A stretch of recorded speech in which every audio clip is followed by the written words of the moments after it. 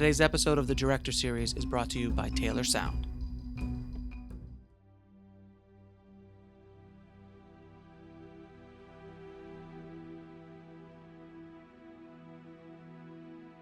Christopher Nolan has built a reputation in the film industry as a grand showman and visual magician firmly in command of his craft.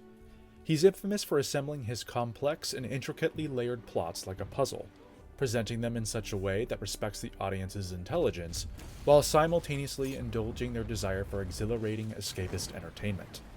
He tells stories on a tremendously large scale, and it's all too easy to be swept away by the sheer scope of his vision and ambition.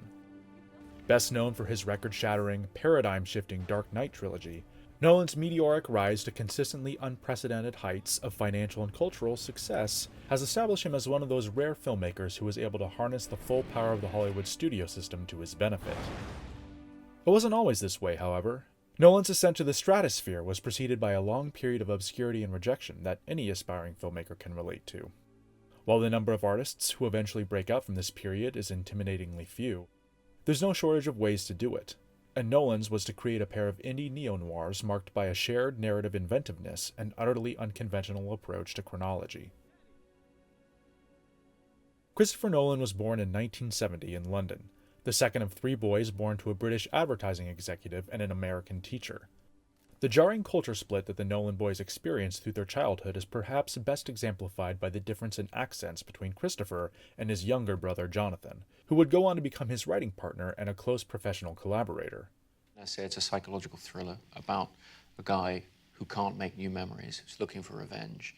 And the story is told in as subjective a way as we were able to do. Christopher speaks in an elegant British lilt, while Jonathan's all-American speech patterns reflects the fact that the Nolan boys spent a great deal of time living in Chicago as well as the UK.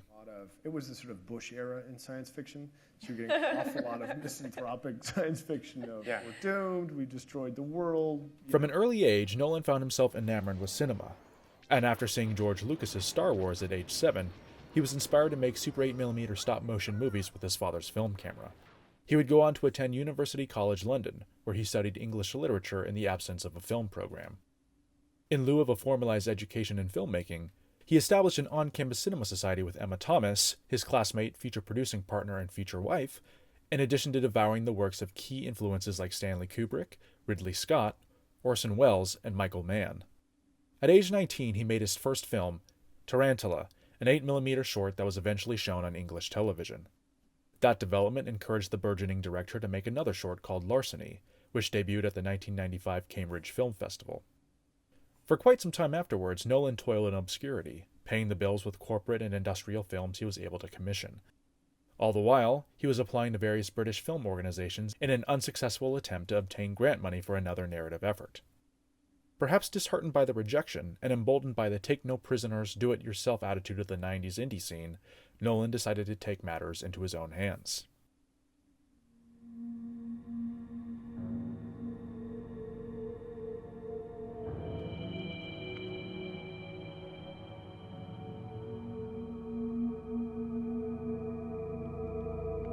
After marrying Emma in 1997, Nolan enlisted her help to produce his third short film, DOODLEBUG.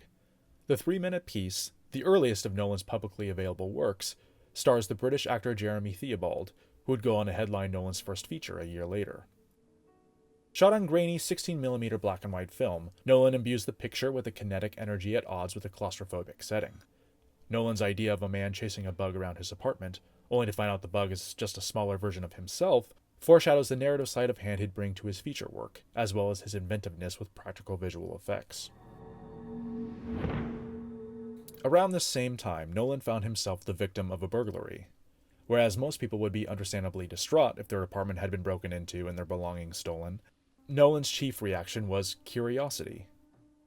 He wondered what the burglars were thinking as they rifled through his things. What conclusions could they come to about his life, based solely on the artifacts and totems of his existence? In time, he would shape these musings into a story for a feature-length film he called Following. Having learned his lesson not to rely on the favor of unsympathetic film institutions, Nolan fashioned his picture as a lean, mean, razor-taut little thriller he could shoot for as little money as possible. Taking the idea of a low-budget production to its very extreme, Nolan self-financed the film with the earnings from his day job, stretching the value of his dollar by shooting on weekends, employing friends and family as cast and crew, and commandeering their homes and flats as free locations. This approach naturally caused the shoot to drag on in fits and starts over the course of a year, but when all was said and done, Nolan had his first feature film in the can, and it only cost him $6,000.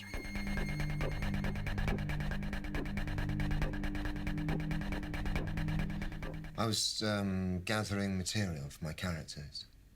Well, to begin with. After a while, I spotted the dangers. I'd become hooked. I had to start making up rules to just try and keep it under control. It was supposed to just be completely random. And when it stopped being random, that's when it started to go wrong. Jeremy Theobald's protagonist is not given a name, a fitting choice for a lonely writer who lives vicariously through the strangers he follows around his grimy London neighborhood. Owing to the down-and-dirty nature of the film's production circumstances, Theobald's performance isn't exactly the most natural or convincing, but it's compelling enough to sustain the audience through the breathlessly brief 70-minute runtime. It helps that he's given a charming and enigmatic antagonist in the form of Alex Cobb. That's what it's all about. Interrupting someone's life, making them see all the things that they took for granted. Cobb is an impeccably dressed, charismatic thief. His cavalier philosophy towards burglary as a cathartic form of human connection is presented as seductive and cool, almost like a boarding school Tyler Durden. Following borrows many elements from the well-trod noir genre, not the least of which is the inclusion of a blonde, morally ambiguous femme fatale, played here by Lucy Russell. He followed me. He followed you and realized you were just this sad little fucker waiting to be used. There's a photograph by Theobald's character's desk of Marilyn Monroe, and one can't help but notice Russell's eerie resemblance to the iconic movie star. Like Theobald, Russell also isn't given a name. She's credited only as the Blonde, a conceit that lends some fuel to critiques that Nolan's female characters on the whole are not particularly well developed. Russell is perfectly convincing within the film's framework, but the stock character nature of the blonde's personality doesn't afford her many opportunities to transcend the material. Funnily enough, however, Russell would be the only member of Following's cast to go on to a larger acting career. Nolan has pioneered the use of large-format film mediums like IMAX to create a supersized canvas for his high-stakes narratives, but even within the square confines of Following's 16mm frame, he's able to convey a palpable, larger-than-life approach. While the scope of his later work would command some of the highest budgets the industry has ever seen, the single largest expense for Following's scrappy production was the 16mm film stock itself. Nolan and his crew conserved as much of their precious stock as possible, rehearsing extensively prior to shooting so they could nab what they wanted in 1 or 2 takes. Indeed, his insistence on celluloid is what separates Nolan from his peers, most of whom got their own no-budget projects off the ground by embracing the relative cheapness of digital video. Following's photochemical cinematography points to Nolan's purist attitude towards the medium, and foreshadows his eventual position as one of the industry's most vocal defenders of celluloid in the face of digital's unstoppable advance. In shooting Following, Nolan acted as his own cameraman, utilizing mostly natural light to expose his grainy black and white images. The majority of Nolan's camera work is handheld, which gives the film a kinetic and swift energy thanks to the fluid mobility and quick setup time afforded by the technique. While Nolan used handheld camera work primarily as a way to keep costs down, he was concerned that his choice might also lead to the impression that the film was amateurish, or that it would look like he didn't know what he was doing. To counter these concerns, he employed the smooth, polished movement of a dolly track during the interrogation scene that opens the film, as a way to communicate to the audience that the predominant use of handheld camera work was a deliberate, stylistic choice. See? Nobody home. Okay, first things first, we need a bag. While Nolan essentially acted as a one-man crew during production, he used post-production as an opportunity to enlist the collaborative efforts of musician David Julian, who provides Following with a pulsing, grimy score comprised of droning synths and jittery staccato tones.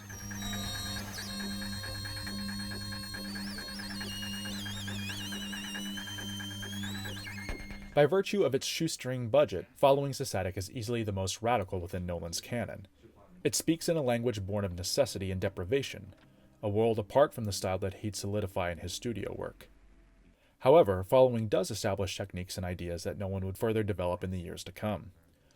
For instance, he's gained a bit of a reputation as a meticulous dresser, showing up to set in a business casual wardrobe he's refined into something of a uniform. This aspect of his personality makes its way into his films, as many of his characters are given a palpable sartorial sensibility that's high on functional style and low on extraneous embellishment. Even in the context of a no-budget film like Following, Nolan still places an emphasis on his character's costuming, using it as a story tool to highlight the strategic advantages of a presentable appearance in the world of burglary. Look, she got a second look at me, all right? She recognised me. That sort of thing makes me nervous. I'm so worried about your appearance, why don't you change it? New haircut, new set of clothes. Your mother won't recognise you. I mean, just because you break into people's homes doesn't mean you need to look like a fucking burglar. The structuring of Following's narrative signals another key component of Nolan's aesthetic, the non-linearity of time. Simply put, time is never a straight line in Nolan's films. Whether it's Batman Begins utilizing a recurring flashback motif, Memento unfolding entirely in backwards chronological order, Inception playing out against multiple parallel planes of space-time connected by a relativistic relationship, or Interstellar exploring gravity's ability to warp our perception of time itself. Nolan cites this aspect of his aesthetic as being inspired at a very young age by Graham Swift's novel Waterland and its parallel structuring of time. Following pays tribute to this conceit by jumbling the order of its scenes non-sequentially, a decision made in large part to disguise the story's major twist. Indeed, the only visual Nolan gives to clue us in on which shard of the fractured timeline we're in is via Theobald's changing appearance, from scraggly slacker to polished businessman, and then to his final form as a defeated mound of ground-up beef. While presented as something of a random shuffling of loosely connected scenes, Nolan's ordering of the narrative is actually rather surgical, meticulously designed to enhance the impact of the mounting drama while constantly challenging our assumptions about what's truly going on. And just to show that the integrity of his story isn't dependent on the gimmick of its non-linear presentation, he even goes so far as to assemble the scenes into proper chronological order in a completely separate linear cut that's no less surprising or structurally sound, and including it on the Criterion Collection's 2012 Blu-ray release. Just as the Batman logo on Theobald's apartment door foreshadows his eventual cinematic involvement with the Caped Crusader, Following's unique structure portends the puzzle-like, revelation-based storytelling style that Nolan would build his career on. Like so many no-budget films of its kind, the completion of Following in 1998 wasn't greeted with instantaneous acclaim or a great deal of attention. It almost even didn't get finished in the first place, had it not been for the saving grace of indie producer Peter Broderick, who secured completion funds after screening Nolan's rough cut. Thanks to its lack of star power and technical polish, Following was shut out from several major film festivals, even those devoted to truly independent cinema like Slamdance. In Slamdance's defense, however, they would eventually accept the film into their festival after Nolan submitted his completely retooled final cut a year after the initial rejection. Following would ultimately premiere at the San Francisco Film Festival, gathering modest yet consistent praise as an engaging, if obscure, little thriller. The film would find a distributor in Zeitgeist Films, who would release it to a tepid box office haul of $50,000. Nolan didn't have much cause for concern, though. By the time Following had wound through its interminable festival circuit and theatrical release window, he had already optioned the script for a follow-up that would give him the breakthrough he needed and desired. As Nolan's career has since played out, the thematic similarities between Following and his 2010 dreamscape thriller Inception have become more pronounced. In his essay Nolan Begins, former chief film critic for Variety Scott Foundas goes so far as to dub Following a first draft for Inception, citing that both films are in effect a heist of the mind, masterminded by a slickly dressed career criminal named Cobb. On its own merits, Following is a fascinating insight into the early voice of a massively influential contemporary filmmaker, and the raw directorial powers he could exert with minimal resources and a tireless drive. As if shooting and releasing his first feature film wasn't momentous enough an undertaking, around this time Nolan was also undergoing a big move across the Atlantic to pursue his aspirations as a filmmaker in Los Angeles. He stopped first in Chicago to meet up with his brother Jonathan, who would be accompanying him on the cross-country drive. As they drove west, Jonathan pitched an idea for a short story called Memento Mori, about a man suffering from acute short-term memory loss. Instantly taken with the idea, Christopher encouraged his brother to continue developing it, even as he repurposed the concept into an entirely separate story. The brothers worked independently from each other for some time afterward, giving each other notes on the respective stories while not directly adapting what the other was doing. As such, the two finished works are very dissimilar. Nolan's finished screenplay, simply titled Memento, was taken by Emma Thomas to Newmarket Films, where executives reportedly hailed the script as one of the most innovative they had ever read. With a green light to make Memento for $4.5 million over 25 shooting days, Nolan finally had a chance to make his big break. But in order to make the best of it, he had to move quickly.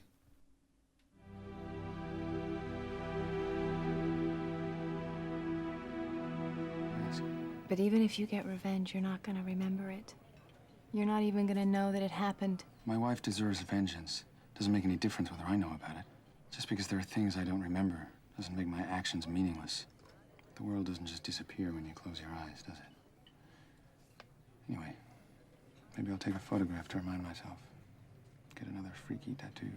Memento marks the first time that Nolan would work with established talent, but very few know just how big of a name he almost had. Before scheduling conflicts caused him to drop out, none other than Brad Pitt was originally attached to star in the role of protagonist Leonard Shelby, a former insurance claims investigator suffering from anterograde amnesia. The role was eventually filled by Guy Pearce, who delivers a breathlessly fierce performance as a man out to avenge the brutal rape and murder of his wife, despite the fact that he can't remember what he did 2 minutes ago. That's the thing. I have this condition. A condition? It's my memory. Amnesia. No. It's different from that. I have no short-term memory. I know who I am. I know all about myself. Since my injury, I can't make new memories. Everything fades. If we talk for too long, I'll forget how we started. And next time I see you, I'm not going to remember this conversation. I don't even know if I've met you before. I've told you this before, haven't I? The character of Leonard Shelby is one of the more peculiar protagonists in American cinema. Driving a Jaguar he doesn't remember how he obtained, and wearing an ill-fitting suit that he's pretty sure he didn't buy. Incapable of storing memories in his mind, he instead tattoos his flesh as a way to remember the clues he needs to find his wife's killer. As such, he's vulnerable to the designs of others with malevolent intentions. And the nature of his illness means that he can't fully trust any relationship he has. I can say whatever the fuck I want, and you won't remember. We'll still be best friends. Or maybe even lovers. One of these ambiguously defined allies is Carrie-Anne Moss's Natalie, a cocktail waitress whose boyfriend troubles might have more to do with Leonard than he realizes. Natalie, right? Who the fuck is Dodd? Guess I don't have to worry about him anymore. What the fuck have you got me into? Fresh off the breakout success of The Matrix, Moss was imaginably quite helpful in securing her co-star Joe Pantoliano for the role of Teddy, an undercover cop whose eagerness to help Leonard find his wife's killer can't dispel a profound sense of suspiciousness about him. So where to, Sherlock? I got a lead on a place. What the hell you want to go there? You know it. Yeah, it's just this fucked up building. Why do you want to go there? Don't remember. Seasoned character actors Stephen Tobolowsky and Mark Boone Jr. also appear, with the former as a case study of Leonard's with a similar condition, and the latter as a self-advantageous motel clerk who is surprisingly honest about how he profits off Leonard's memory loss. This was your room, but now you're in 304. When was I in here? Last week, but then I rented you another room on top of it. Why? Business is slow. I mean, I told my boss about your condition and stuff, and he said try and rent him another room. Memento represents a huge step up for Nolan in the visual department, thanks to a budget that's quite generous by indie standards. On the most basic level, Nolan graduates from the square 16mm film frame to the anamorphic 35mm gauge. An upgrade boosted by his first collaboration with cinematographer Wally Pfister, who would go on to become an integral creative partner in Nolan's filmography. Pfister's eye for stark contrast, subdued color, and naturalistic lighting mesh perfectly with Nolan's gritty vision of a slightly heightened reality. Memento's use of color informs its innovative and distinct non-linear structure, alternating between color and monochromatic sequences in an effort to orient the audience as to where they currently stand in the timeline. The color blue in particular becomes a potent visual signifier, appearing on doors, hotel room walls, bars, and even Leonard's suit, almost as if they were signposts for him to follow. Nolan scraps following's shaky handheld camera work in favor of an elegant, fluid approach consisting of dollies, cranes, and Steadicam shots that signaled his desire to merge classical filmmaking techniques with radical, almost cubist storytelling structures. Returning composer David Julian serves as one of the few stylistic carryovers from following, crafting a brooding suite of Vangelis-style synth cues that manages to evoke old-school film noir despite its inherent electronic modernity. Hey, that's not your car. It is now. Jesus Christ, you can't take it. Why not? Because the guy you just killed owns it. Somebody will recognize it. Memento is perhaps best known for being that film that plays in reverse order, but the conceit is far from a gimmick employed to sell tickets. Building from Following's earlier innovations with the idea, Memento solidifies the use of nonlinear storytelling devices as a major component of Nolan's artistic aesthetic. Just as Following's deceptively random ordering of scenes proves an effective way to navigate its labyrinth of deception, so too does Memento's unique structure become a key factor in the successful telling of its story. In order for the audience to empathize with his protagonist's condition, Nolan felt the most appropriate course of action would be to tell the story in backwards chronological order, thus emulating, in a cinematic sense, what it would be like to have no short-term memory, deprived of crucial orientating information and context that we usually take for granted. It's a radical idea, one that requires a delicate balance of finesse that a lesser filmmaker could easily stumble over.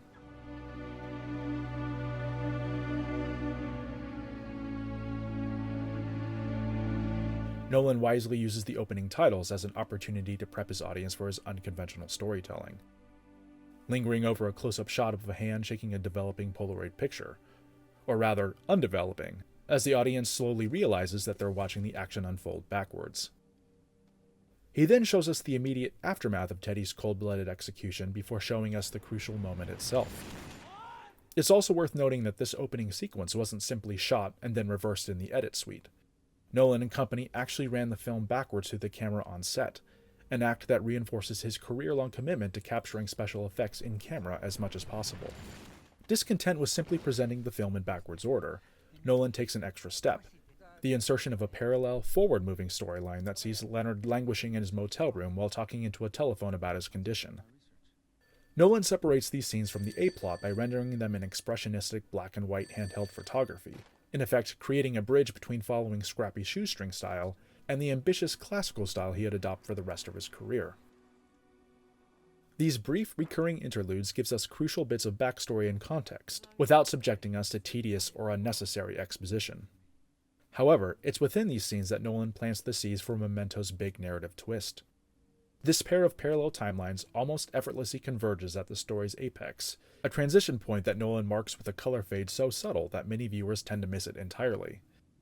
As he did with Following, Nolan would subsequently assemble an alternate apocryphal cut of Memento presented in proper chronological order, including it as an Easter egg on the film's home video release. Memento premiered at the 2000 Venice Film Festival to widespread critical acclaim. Executives from the major studios echoed the festival circuit's warm embrace of the film, yet they were reluctant to claim it for distribution. The sheer power of Nolan's vision was undeniable, but they feared that audiences would be too confused by the backwards ordering of the film. Eventually, NewMarket Films took it upon themselves to distribute.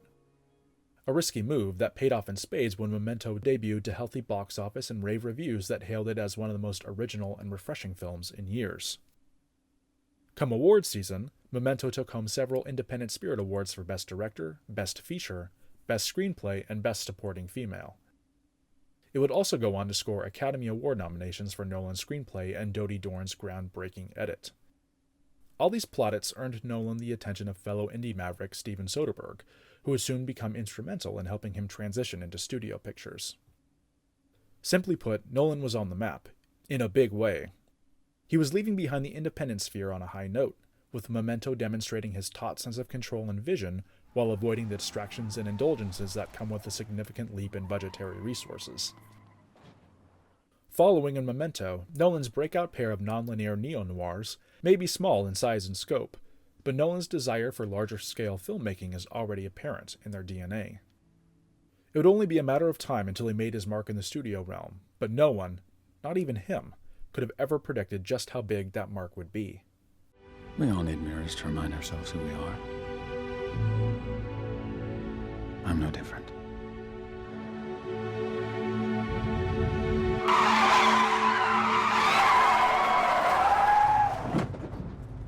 Now, where was I?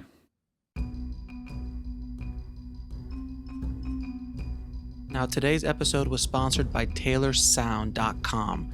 If you need sound design for your short film, short project, commercial, music video, they do affordable sound design online. And to get 15% off your next order, just type in HUSTLE anywhere in the Post Your Brief section. They are a great resource for filmmakers trying to get quality sound design at an affordable price. As George Lucas says, sound is half of the picture.